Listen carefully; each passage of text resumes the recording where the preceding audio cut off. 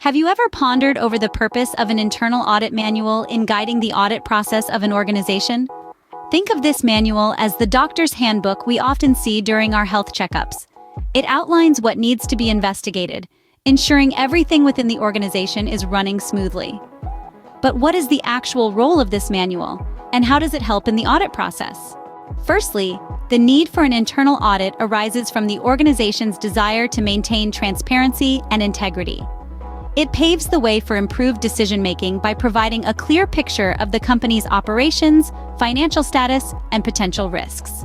The process begins with the planning phase, where an internal audit team sets the objectives, scope, and timeline for the audit. It's much like deciding on a route before embarking on a journey. The team identifies the areas that require auditing, the resources needed, and the time frame for completion. The next phase is fieldwork, where the actual audit takes place. Here, the team gathers information through interviews, observations, and document reviews. It's like a detective collecting evidence for a case. The team then analyzes the evidence to assess the organization's operations and identify any risks or areas for improvement. After the fieldwork comes the reporting phase. The audit team prepares a detailed report on their findings, recommendations, and areas for improvement. This report is then presented to the management, much like a student presenting their research findings to a professor. The final phase is follow-up and monitoring.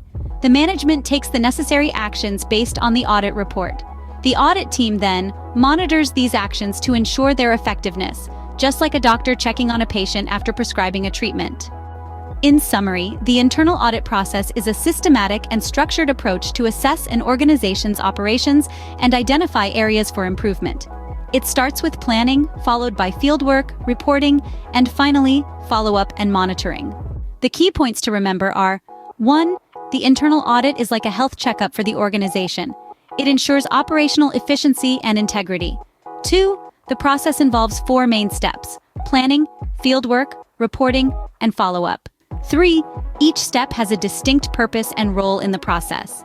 Planning sets the objectives and scope, fieldwork involves gathering and analyzing evidence, reporting presents the findings and recommendations, and the follow-up ensures the effectiveness of the actions taken.